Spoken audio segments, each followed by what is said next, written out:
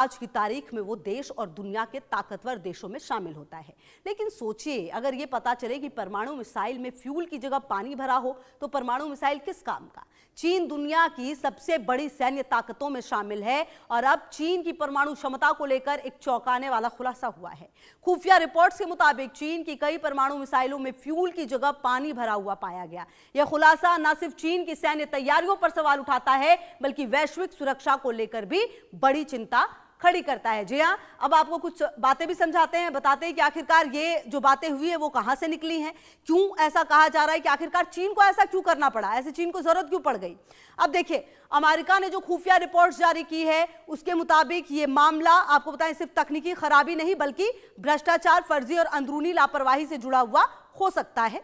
Missile units ने कागजों में फ्यूल भरा हुआ दिखाया लेकिन जमीनी हकीकत बिल्कुल अलग है। जी हाँ, आपको बता दें कि कैसे खुला है मामला। यांत्रिक निरीक्षण जो है उससे खुला है, खुफिया निगरानी से, और रॉकेट फोर्स जो है खुफिया निगरानी भी रखी गई है। ये पूरा मामला कैसे खुला, रॉकेट फोर्स की जो जांच है वो भी की गई और उसके बाद ये खुलासा जो है वो सामने आया। ऐसे में सवाल ये उठता है कि आखिरकार क्या सचमुच ऐसा है, और अगर ऐसा है तो चीन को ऐसी जरूरत क्यों पड़ी, क्योंकि चीन की सेना की बात दुनिया जानती है कि कितनी मजबूती के साथ वो सामने रखता है अपनी बातों को, और अपने आप को परमाणु संपन्न देश भी अक्सर वो बुलाता है। लेकिन अमेरिकी खुफिया रिपोर्ट्स में बताया गया कि पश्चिमी चीन में लॉन्च आपको बता दें करने को तैयार खड़ी चीन परमाणु मिसाइलों में ईंधन की जगह पानी भरा होने से मिसाइलें उड़ान नहीं भर पाती। सूत्र बताते हैं इस खुलासे के बाद चीन के राष्ट्रपति शी जिनपिंग ने रॉकेट फोर्स में बड़े स्तर पर अधिकारियों की बर्खास्तगी और फेरबदल किया। कई वरिष्ठ सैन्य अधिकारी जांच के दायरे में भी हैं। जी हां, आपको बता दें जिनपिंग ने बड़े कदम उठाए हैं। चीनी रॉकेट फोर्स के प्रमुख जनरल झांग युक्सिया को बर्खास्त कर दिया है। चीन के शीर्ष सैन्य अधिकारी और जिनपिंग के करीबी थे युक्सिया, ये जो जानकारी है चीन के केंद्रीय सैन्य आयोग में राष्ट्रपति के बाद सबसे सीनियर थे।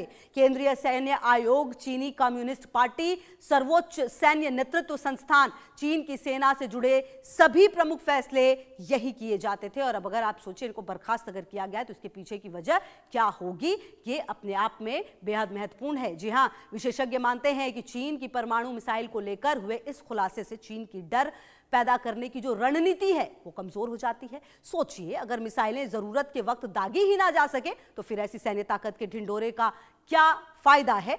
और अब समझिए कि जो दुनिया है वो भी किस तरीके से, आपको बता दें कि इसके लिए क्या मायने हैं वो आप समझिए। ग्राफिक्स के जरिए हम समझाते हैं आपको। चीन की सैन्य विश्वसनीयता पर देखिए असर होगा। सबसे बड़ी बात तो यही है, एक भरोसा जो होता है वो कम होता है।